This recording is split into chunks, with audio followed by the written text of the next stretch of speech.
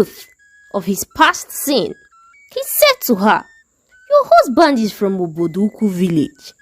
He left many years ago as a result of a sacrilege he committed. He pushed a girl into the river and allowed her to drown. His mother, Nwanyore, who is a widow,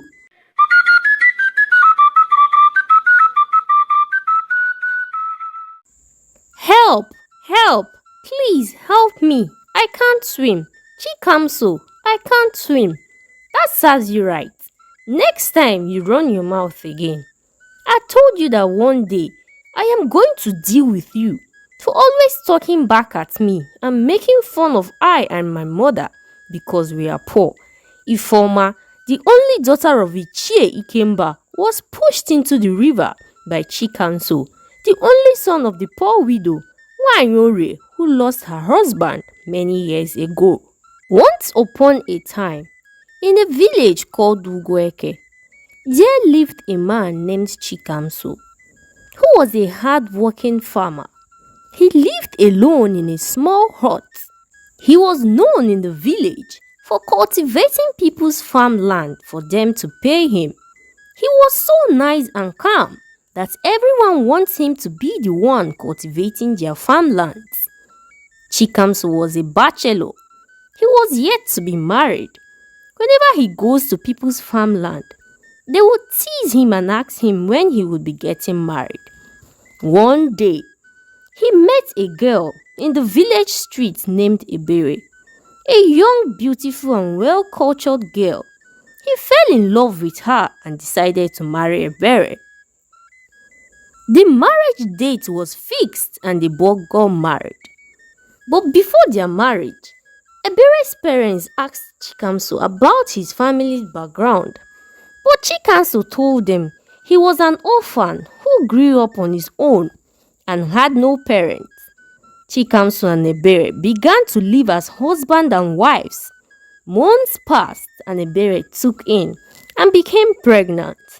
They were both happy as they looked forward to becoming parents. But something strange happened. Ebere, on the day she was in labor, at the process of giving birth to her child, the baby died. And this really made her and Chikamso, her husband, unhappy. Ebere's mother consoled her, telling her not to worry that another child would come. Not long, Ebere became pregnant again. But the same tragedy occurred. After she finished giving birth to the child died again. Ebere became very concerned. She began to wonder if anything was wrong. One night, Ebere was up crying. She could not sleep. Her husband Chikamso consoled her, telling her not to worry, that another child would come. Ebere looked at her husband and said, "Is it the child I would carry for 9 months and after giving birth to the baby dies? I am tired of all this. What have I done to deserve this kind of recurring child loss?" The next day, Ebere and her mother went to a herbalist, who she explained everything to. The herbalist examined her and gave her some herbs, assuring her that it would help her child to live and not die. That immediately she gives birth, she should put a drop of the herbs in the baby's mouth. Ebere became pregnant again. She was so scared and worried. Her husband Chikamso calmed her down and assured her that the baby would live and not die. Soon, Ebere's pregnancy was due. She gave birth. She did what the herbalist told her to do by putting a drop of herbs into the baby's mouth.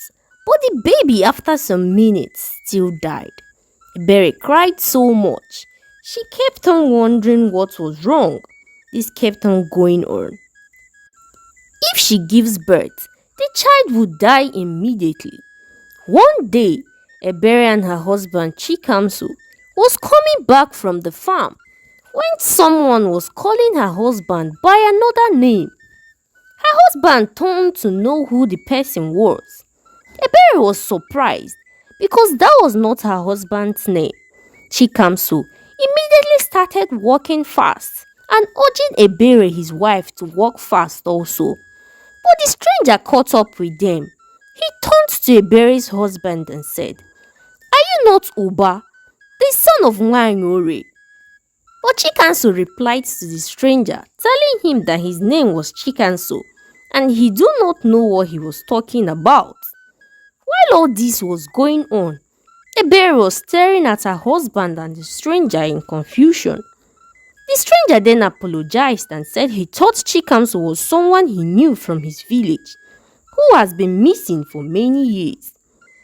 When Ebere and Chikamso got home, she was asking her husband if he knew who the stranger was, because the man was acting like he knows him very well. Chikamso, with rage in his eyes, shouted at Ebere, "I said I don't know the man. Please, Ebere, I am very tired and do not need disturbance." Ebere was shocked because that was the first time her husband has raised his voice at her since they got married. Something in her kept on telling her that something was wrong.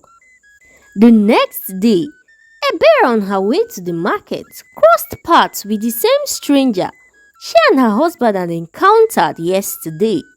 Immediately she saw the man, she recognized him.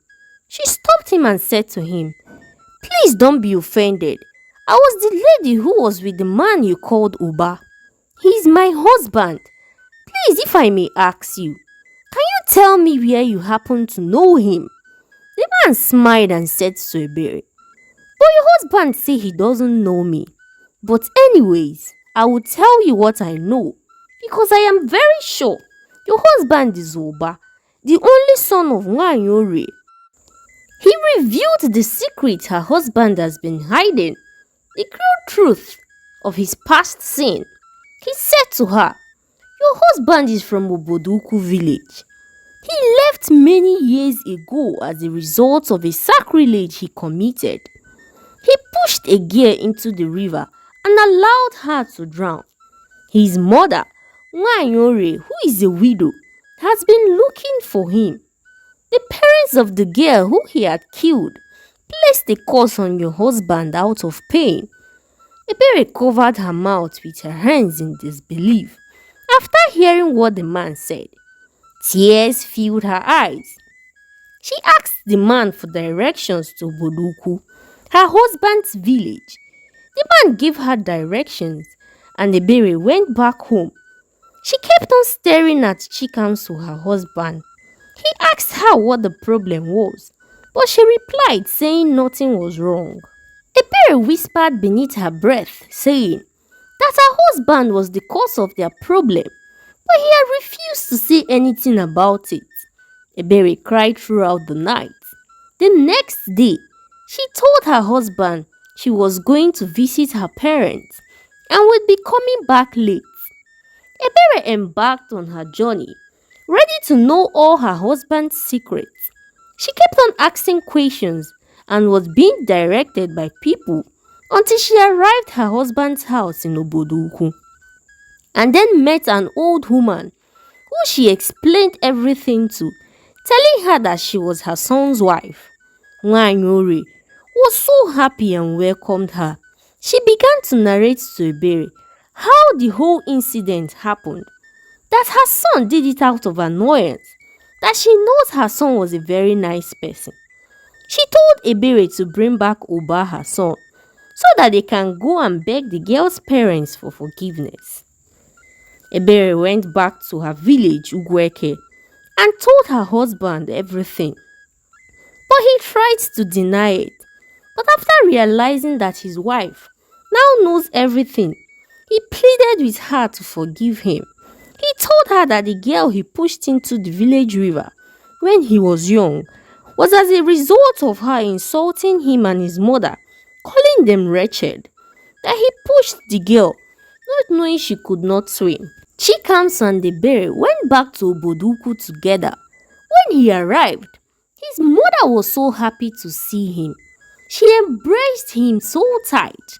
Chikamso apologized to his mother for fleeing and leaving her alone to suffer. Then they all went to the girl's parents' house, who he had killed, to plead for forgiveness.